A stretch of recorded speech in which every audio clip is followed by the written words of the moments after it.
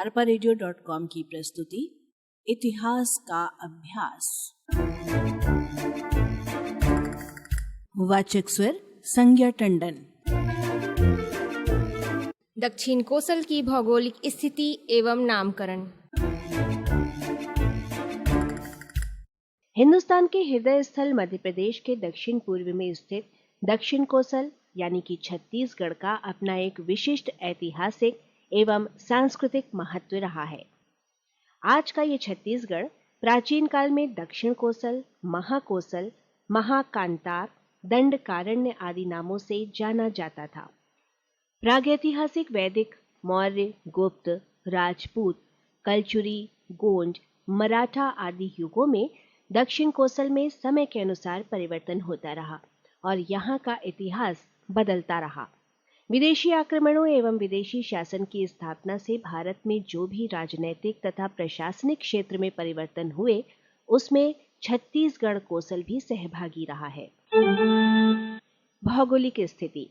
मध्य प्रदेश के दक्षिण पूर्व में स्थित भूभाग को छत्तीसगढ़ के नाम से संबोधित किया जाता है। भारतीय संघ के 26वें राज्य के रूप में छत्तीसगढ़ का गठन 1 नवंबर सन 2000 को किया गया। छत्तीसगढ़ राज्य का विस्तार लगभग 17.46 डिग्री उत्तरी अक्षांश से 24.06 डिग्री उत्तरी अक्षांश तक तथा 80.43 डिग्री से 83.38 डिग्री पूर्वी देशांतरों के मध्य है। ये राज्य पश्चिम से पूर्व दिशा की ओर सकरा है। राज्य का कुल क्षेत्रफल 1,35,137 वर्ग किलोमीटर है, जो अखंड मध्य प्रदेश का लगभग 30.52% और भारत का 4.14% क्षेत्र है। छत्तीसगढ़ राज्य की सीमाएं 6 राज्यों उत्तर प्रदेश, झारखंड, उड़ीसा, आंध्र प्रदेश, मध्य प्रदेश और महाराष्ट्र से स्पर्श करती है। प्राकृतिक आधार पर छत्तीसगढ़ का विभाजन। छत्तीसगढ़ एक विविध भौगोलिक स्थिति वाला क्षेत्र है। धरातलीय संरचना की दृष्टि से इस प्रदेश में जहां एक ओर ऊंची पर्वतमालाएं और पठार हैं, वहीं दूसरी ओर इनसे निकलने वाली नदियों के विस्तृत और उपजाऊ मैदान भी हैं। उत्तर से दक्षिण की ओर संपूर्ण छत्तीसगढ़ को 3 भागों में बांटा जा सकता है। उत्तर में सतपुड़ा का उच्च समभूमि भाग, मध्य में महानदी और उसकी सहायक नदियों का मैदानी भाग और दक्षिण में बस्तर का पठार। चलिए सबसे पहले हम आपको बताते हैं उत्तर में सतपुड़ा के उच्च समभूमि भाग के बारे में। छत्तीसगढ़ का उत्तरी भाग सतपुड़ा की उच्च समभूमि पर स्थित है। सतपुड़ा की पर्वत श्रृंखलाएं नर्मदा नदी के दक्षिण में फैली हैं। इन पहाड़ियों के पश्चिम का भाग महादेव पर्वत के नाम तथा पूर्व का भाग मैकल पर्वत के नाम से जाना जाता है। ये संपूर्ण क्षेत्र घने वनों से आच्छादित है। कई पर्वत श्रेणियों की समुद्र तल से अधिकतम ऊंचाई 4000 फुट है। ये स्थानीय स्तर पर पाट नाम से जाना जाता है, जैसे समीरा पाट, जैरगा पाट, वनगंवा पाट, मैन पाट, लहसुन पाट, सामरी पाट आदि नाम उल्लेखनीय है। लहसुन पाट की मैलान नामक चोटी समुद्र तट से 4025 फुट ऊंची है, जो उस क्षेत्र की सर्वोच्च चोटी है। सतपुड़ा की बाह्य पहाड़ियों से नर्मदा, वैनगंगा नदियां निकलती हैं। इस क्षेत्र में प्रवाहित होने वाली अन्य नदियों के नाम हैं ईव, कन्हार, गोपदय, बनास, महा, मांड, शंख और हसदो। वनों की अधिकता से वर्ष भर में औसतन 60 इंच वर्षा होती है। यहाँ की जलवायु शीतल एवं नमी युक्त है। भूमि की बनावट के कारण कृषि योग्य भूमि कम है। छत्तीसगढ़ का दूसरा भाग है मध्य में महानदी एवं उसकी सहायक नदियों का मैदानी भाग। महानदी इस क्षेत्र की प्रमुख नदी है और इसका उद्गम स्थल है सिहावा पर्वत। ये उत्तर पूर्व की ओर धमतरी और राजिम होती हुई बलौदा बाजार की उत्तरी सीमा पर पहुंच जाती है और इसके पश्चात पूर्व की ओर मुड़कर रायपुर को बिलासपुर जिले से अलग करती है। पहले इस नदी के जलमार्ग से कलकत्ता तक वस्तुओं का आयात निर्यात हुआ करता था। छत्तीसगढ़ में उत्पन्न होने वाली अनेक वस्तुओं को महानदी और उसकी सहायक नदियों के मार्ग से समुद्र तट के बाजारों तक भेजा जाता था। जोंक, हसदो और शिवनाथ महानदी की प्रमुख सहायक नदियां हैं। शिवनाथ नदी दुर्ग जिले के दक्षिण पश्चिम सीमा पानाबरस क्षेत्र से निकलकर उत्तर की ओर बहती हुई उसकी पूर्वी सीमा का निर्माण करती है और रायपुर जिले के बलौदा बाजार तहसील के उत्तरी भाग में जाकर महानदी में मिल जाती है। शिवनाथ की प्रमुख सहायक नदी खारून है। बिलासपुर जिले के उत्तर पश्चिम और पूर्वी भाग पहाड़ियों से घिरे हुए हैं, परंतु दक्षिण भाग में महानदी और शिवनाथ नदी बहती हैं। यहाँ की सबसे बड़ी नदी हसदो है। अन्य नदियाँ मांड, हाव, मनियारी, खारून, नीलागढ़, अरपा और आगर हैं। अरपा नदी के तट पर ही बिलासपुर स्थित है। तीसरा भाग है दक्षिण में बस्तर का पठार। भारत के मानचित्र में बस्तर की अपनी एक विशिष्ट पहचान है। बस्तर की पूर्वी सीमा उड़ीसा से कोरापुर जिले से लगी हुई है। पश्चिम सीमा महाराष्ट्र प्रांत के चंद्रपुर तथा गढ़चिरौली जिलों को स्पर्श करती है। उत्तर में यह क्षेत्र छत्तीसगढ़ में संलग्न है। बस्तर की दक्षिणी सीमा आंध्र प्रदेश के गंजाम जिले से लगती है। दक्षिण पश्चिम में दंतेवाड़ा की तराई, कुटरू, बीजापुर की उच्च समभूमि है। दक्षिण में पठार की सीमा गोदावरी के मैदान तथा पूर्व में इंद्रावती के मैदान से बनती है। बस्तर के मध्य भाग में स्थित बैलाजिला पर्वतमाला इस अंचल का सर्वाधिक ऊंचा शिखर है। इसके अतिरिक्त अबूझमाड़, टिक्कनपल्ली, गोमुंडा के पहाड़, तुलसी डोंगरी, तेलीन घाटी, राव घाट तथा तरांदुल के पहाड़ हैं। इंद्रावती इस क्षेत्र की प्रमुख नदी है। इसके अतिरिक्त शबरी, शंखनी, डंकनी, नारंगी, भंवरदीप, तारपेरू, कुडरा, निबरा, केंगर मलगेट तथा चिंतल घाट नामक नदियां हैं। आइए अब पढ़ते हैं छत्तीसगढ़ के नामकरण के बारे में। इस क्षेत्र के लिए छत्तीसगढ़ का नाम प्रयोग कब से और क्यों प्रारंभ हुआ, इस संबंध में स्पष्ट जानकारी का अभाव है, क्योंकि प्राप्त शिलालेखों, ताम्रपत्रों एवं धार्मिक ग्रंथों में कहीं भी छत्तीसगढ़ नाम का उल्लेख नहीं मिलता है। प्राचीन काल में इस अंचल के लिए कोसल, दक्षिण कोसल, महाकोसल आदि नाम का प्रयोग होता था। इस भूभाग के लिए प्राचीनतम नामों एवं मतों को इन शीर्षकों में स्पष्ट किया गया है। दक्षिण कोसल, विंध्याचल के दक्षिण में स्थित कोसल नामक जनपद के विषय में प्राचीन भारतीय साहित्य में पर्याप्त जानकारी मिलती है।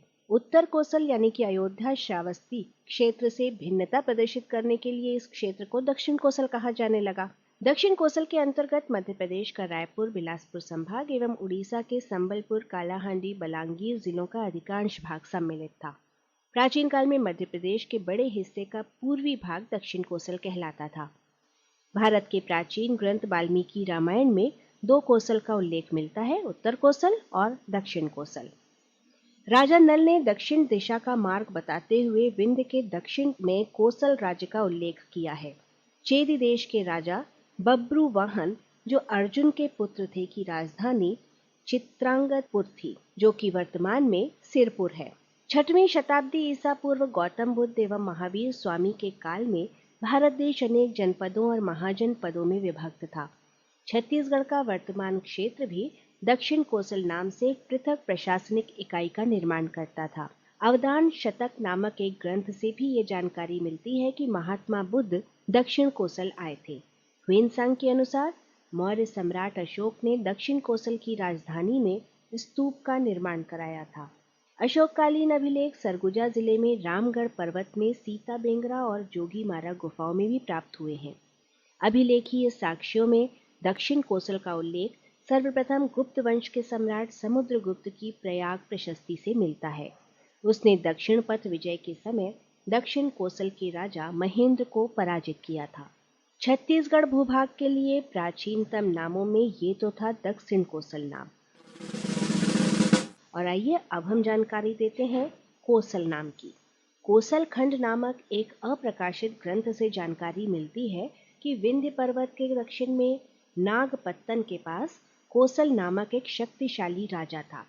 इसके नाम पर ही इस क्षेत्र का नाम कोसल पड़ा। इसके वंश में भानुमंत नामक राजा हुआ, जिसकी पुत्री का विवाह अयोध्या के राजा दशरथ से हुआ था। भानुमंत का कोई पुत्र नहीं था, इसलिए कोसल का राज्य राजा दशरथ को प्राप्त हुआ था। महाकवि कालिदास द्वारा लिखित रघुवंशम में कोसल शब्द का उल्लेख हुआ है। महाकोसल। छत्तीसगढ़ क्षेत्र के लिए कनिंघम ने महाकोसल शब्द का प्रयोग किया है, किंतु किसी अभिलेखीय अथवा साहित्यिक साक्ष्य से इस क्षेत्र के लिए महाकोसल शब्द के प्रयोग की जानकारी नहीं है। कनिंघम ने भी इस नाम का कोई ठोस ऐतिहासिक प्रमाण नहीं दिया है। छत्तीसगढ़। प्रसिद्ध पुरातत्ववेत्ता कनिंघम के सहयोगी J.D. वेगलर ने 1873-74 ईस्वी में इस क्षेत्र का सर्वेक्षण किया था। उसने एक जनश्रुति का हवाला देते हुए कहा है कि जरासंध के काल में चर्मकारों के 36 परिवार उसके राज्य के दक्षिण में चले गए थे, जहां उन्होंने पृथक राज्य की स्थापना की, जिसे छत्तीसगढ़ नाम दिया गया, जो बाद में छत्तीसगढ़ हो गया। चेदीशगढ़। श्री राय बहादुर हीरालाल का कथन है कि इस क्षेत्र में है वंशी कलचुरी राजा राज्य करते थे, जिन्हें चेदी वंशी भी कहा जाता है। चेदी वंश के नाम पर इस क्षेत्र का नाम पहले चेदीशगढ़ और बाद में छत्तीसगढ़ हो गया। श्री वेगलर एवं हीरालाल द्वारा प्रतिपादित नामकरण के उपरोक्त विचारों को संतोषप्रद नहीं माना जाता है। साहित्य में छत्तीसगढ़ शब्द का प्रयोग। छत्तीसगढ़ शब्द का सर्वप्रथम प्रयोग संभवतः खैरागढ़ राज्य के राजा लक्ष्मी निधि राय के काल में चारण कवि दलराम राव ने 1493 ईस्वी में किया था। लक्ष्मी निधि राय सुनो चित्त दे, गढ़ छत्तीस में न गढ़ैया रही, मर्दुमी रही न मर्दन के, फेर हिम्मत से न लड़ैया रही। इसके पश्चात रतनपुर के कवि गोपाल मिश्र ने खूब तमाशा में सन 1689 ईस्वी में छत्तीसगढ़ शब्द का प्रयोग किया था, और बाबू रेवाराम ने लगभग 150 वर्ष पश्चात विक्रम विलास नामक ग्रंथ में छत्तीसगढ़ शब्द का प्रयोग किया। तिनमें दक्षिण कौशल देसा, जहां हरि ओहु केसरी बेसा, तासु मध्य छत्तीसगढ़ पावन, पुण्य भूमि सुर मुनिमन भावन। गढ़ों के आधार पर छत्तीसगढ़ का नाम। वस्तुतः इस क्षेत्र का नाम छत्तीसगढ़ों के आधार पर प्रारंभ प्रतीत होता है। कलचुरी काल में 12 ग्रामों का एक बरहा तथा 7 बरहा का एक गढ़ होता है। ये सामान्य सिद्धांत था। ग्रामों और बरहों की संख्या कम ज्यादा भी हो जाती थी।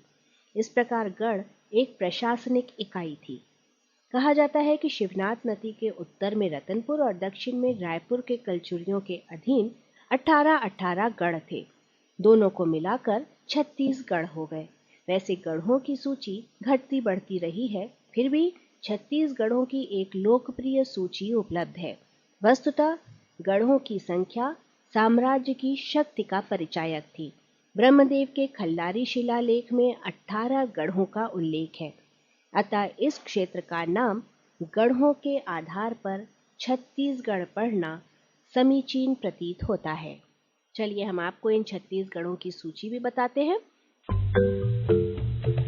रतनपुर राज्य के अंतर्गत आने वाले 18 गढ़ों के नाम हैं रतनपुर, विजयपुर, खरौद, मारो, कोटगढ़, नवागढ़, सोंठी, ओखर, पंडरभट्टा, सिमरिया, मदनपुर, चापा जमींदारी में आता है ये, लाफागढ़, कोसगई, ये छुरी जमींदारी के अंतर्गत आता है, केंदागढ़, मातिनगढ़, उपरोड़ा, कडरी और करकट्टी। और इसी तरह रायपुर राज्य के अंतर्गत आने वाले 18 गढ़ों की सूची इस प्रकार है। रायपुर, पाटन, सिमगा, सिंगारपुर, लवन, अमेरा, दुर्ग, सरधा, सिरसा, मोहंदी, खल्लारी, सिरपुर, फिंगेश्वर, राजिम, सिंघनगढ़, सुवरमार, टेंगनागढ़ और अकलवाड़ा। इस सूची में वर्णित ये गढ़ अस्तित्व में हैं, परंतु इनके नाम और स्वरूप में समयानुसार किंचित परिवर्तन हो गया है। मराठा काल में रायपुर और रतनपुर राज्य दोनों मराठों के नियंत्रण में थे। मराठों ने नागपुर के भोसला साम्राज्य के अंतर्गत दोनों राज्यों को संयुक्त कर छत्तीसगढ़ नामकरण को स्वीकारा। अंग्रेजों ने छत्तीसगढ़ को जिला बनाकर कप्तान एडमंड को यहाँ की प्रशासकीय जिम्मेदारी सौंपी। कैप्टन एग्न्यू ने रतनपुर के स्थान पर रायपुर को जिला मुख्यालय बनाया। परिणामतः रायपुर छत्तीसगढ़ जिला, छत्तीसगढ़ प्रांत एवं छत्तीसगढ़ डिवीजन का केंद्र बिंदु बना। छत्तीसगढ़ नामकरण का प्रस्ताव शासकीय आधार पर 1795 ईस्वी में ब्लंट ने रखा था, जिसे जेनकिंस ने जमींदार्स ऑफ छत्तीसगढ़ के रूप में प्रस्तुत किया, जो आगे चलकर छत्तीसगढ़ के नाम से लोकप्रिय हुआ। अतः छत्तीसगढ़ नामकरण मराठा काल में ही अधिक प्रचलित हुआ तथा ब्रिटिश काल में व्यवहृत हुआ। श्री प्यारेलाल गुप्त, पंडित लोचन प्रसाद पांडे, डॉक्टर पीएल मिश्र तथा डॉक्टर रमेंद्रनाथ मिश्र ने गढ़ों के आधार पर छत्तीसगढ़ नाम को सार्थक एवं तथ्य युक्त माना है। arparedio.com की प्रस्तुति इतिहास का अभ्यास।